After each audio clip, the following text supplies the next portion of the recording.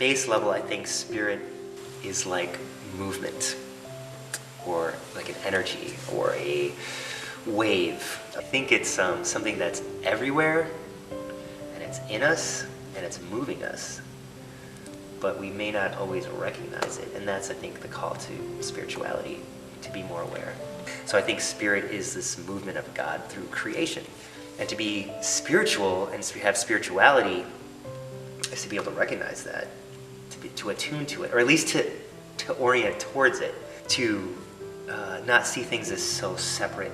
Spirit isn't just this thing that's just existing, but it has a direction. It's going somewhere. So as spirit moves, there's growth. There's sort of an enrichment of itself to continue to be more enriched. And I think even to like an end point, like spirituality means we're heading towards like this culmination of our existence in some greater spiritual capacity.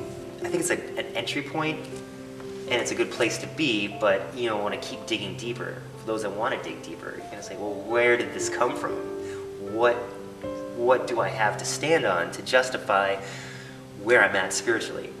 And you could ignore it or not, but I think it wouldn't be bad to also communicate to the world, what does Christ have to say? What does the Bible have to say? What do Christians have to say? And what do other religions have to say? I think it's a conversation.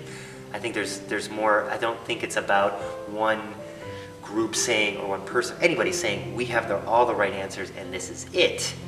But I think it's okay to say, I think we have some good answers, and keep this dialogue going. I think that's part of where we're headed. How do we engage in conversation? So we can't just continue to be so like separate, and then what are we going to have, like wars and fights over dogma? It's like, how do we find ways to bridge the gap and not necessarily convert each other, but find ways to build these bridges? And I think starting with our commonality in spirit and the spirituality that we all share is a good way to start. But just embodying that sense of that childlike wonder about the world and about spirit, and how what we still have yet to learn and how we could still grow.